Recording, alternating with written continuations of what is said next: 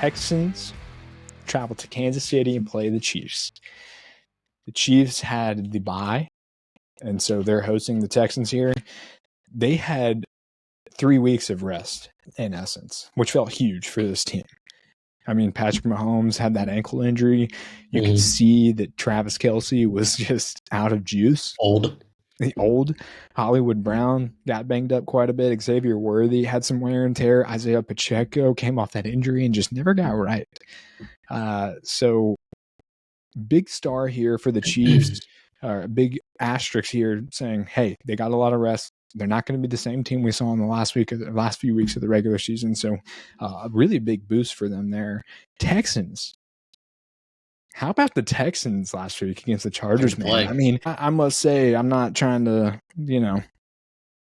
be all, woo, look at me, and I got this right. But I did pick the Texans last week, but I must say, I did not expect the Texans to win in the fashion that they won against the Chargers.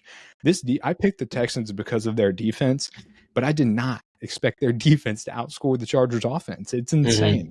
And so kudos to them for coming ready. Honestly, man, talking about the Texans, they are their own biggest adversaries. They shoot themselves in the foot more than any team that I've watched this year. But they lead the league in penalties. I mean, they make dumb turnovers and mistakes. It's just, it sucks because this team has so much potential, star power. I mean, coaching is great. And so they really have the components to get it done, but it's like, can you trust them to not make the mistakes that they've made all year? That's going to be a big storyline for me, BJ. What can this team do to limit the mistakes, limit the dumb penalties, and honestly get their confidence up? Led by CJ Stroud, he's got a little mind thing going on right now. His confidence isn't there. The second half, he came out a little bit better, and he started using his legs a little bit. So that's going to be another thing that I'm watching. Can he start taking those free 5 or 10 yards instead of trying to make too much happen with his arm? Chiefs, 8.5-point home favorites. Quite a margin on that guy right there. 41.5 point total, lower point total. I was surprised here because the model projection had this much closer than what Vegas has it.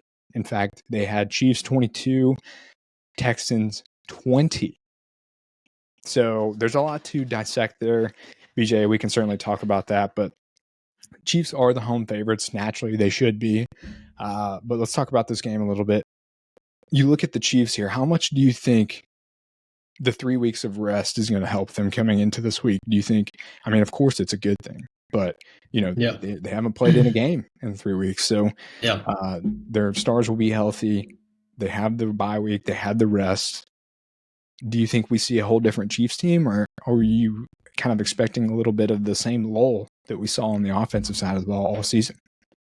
I actually think that the 3 weeks, like almost a month of rest, is actually going to kind of bite them, especially in the first quarter, especially because the Texans have just come off like this amazing first round win and their defense is playing lights out. And I know that Stroud, talking about his confidence level, like nothing builds more confidence than your defense being red hot and having your back.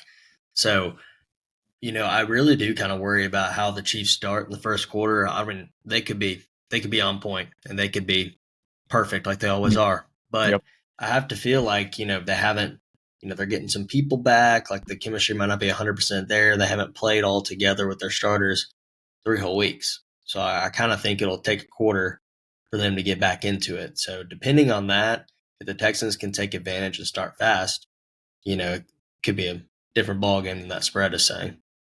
Yeah, man, it'll be interesting to watch, an interesting storyline to develop. I always like to take an angle at, what's going, like some of the more subjective aspects of the game. So I always like to attack that first before we get into, the stats and the performance of both teams in previous games. But if you kind of look at the EPA margins for both teams, I mean, there is a story there.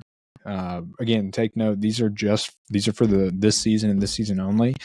Both teams have had certain progression either upwards or downwards since the beginning of the season, but 10th overall on EPA and median EPA for the Chiefs on the offensive side of the ball, 14th overall on the defense side of the ball.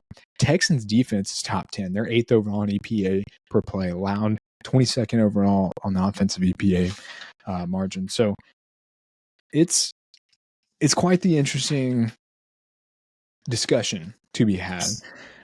You look at the Texans, man, they find a way to win games. Joe Mixon has been a crucial component.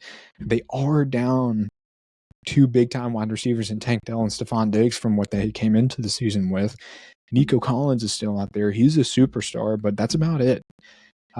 You do have Dalton Schultz at tight end. He's a good blanket guy, but he's not going to go make any sort of explosive play. But nonetheless, man, CJ Stroud struggled.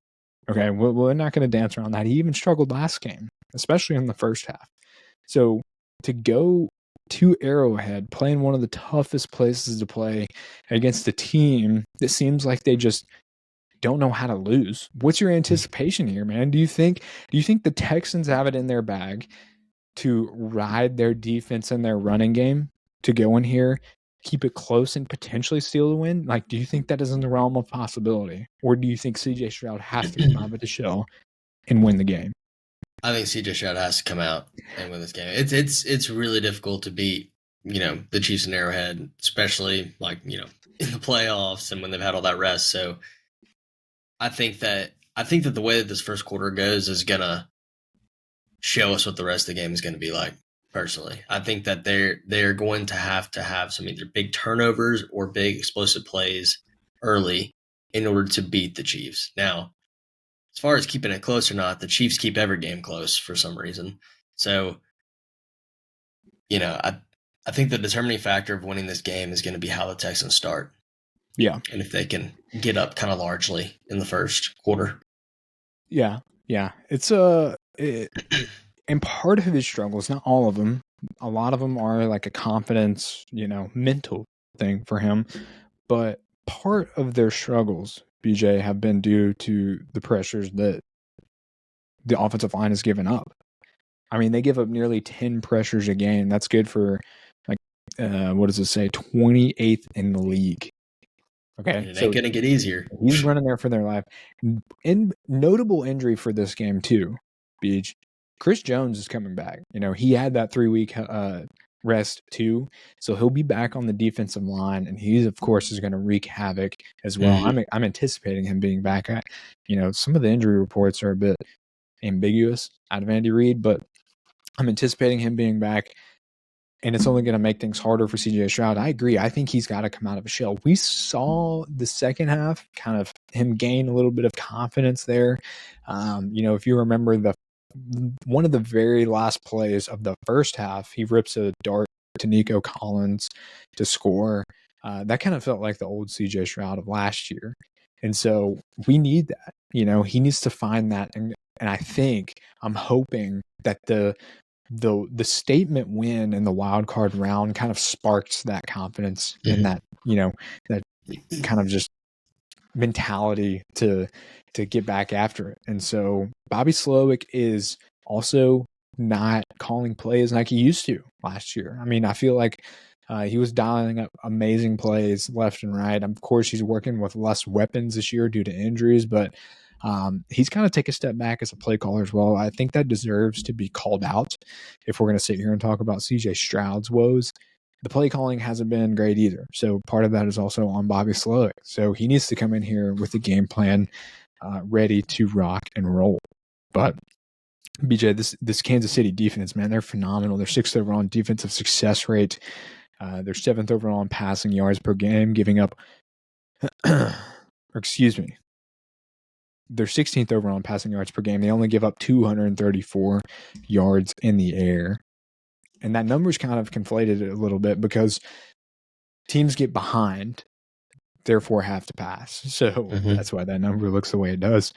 But I mean, I agree with you. I think CJ Stroud's going to have to come out of the shell. This Chiefs offense being fully healthy, this Chiefs defense being near full health, it scares me.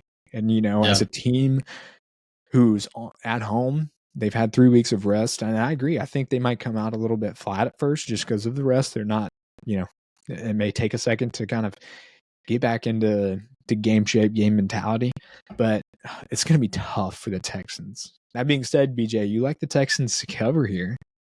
Yeah, man. I mean, all you have to do is just pay a little bit of attention all season with the Chiefs games here. I mean, the Chiefs can't they cannot lose, but it's always close.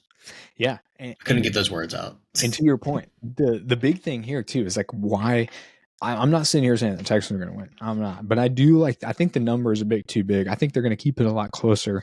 I think what the model is saying too is Kansas City's offensive line, they're great at run blocking, but they're not good at pass blocking. They give up nearly 9.2 pressures per game. That's good for bottom half of the league. So, and you look at this Texans defense, they generate over 9 pressures per game. That's good for 8th in the league. And look at what they did against Justin Herbert last week. Not to mention the secondary, Derek Stingley and company stepping up and making big plays, picked them off 4 times. I mean, that's got to speak volumes for something. That's got to matter for something. So, big number. I do expect the Chiefs to win, but I think it's going to be a little bit closer than people like to think, than I think this Vegas spread likes to think. I'm going to ride with the model. The Texans have some momentum and confidence heading into this game, and I expect them to keep it rolling. However, the Chiefs are the Chiefs, and I think they just continue with their voodoo magic.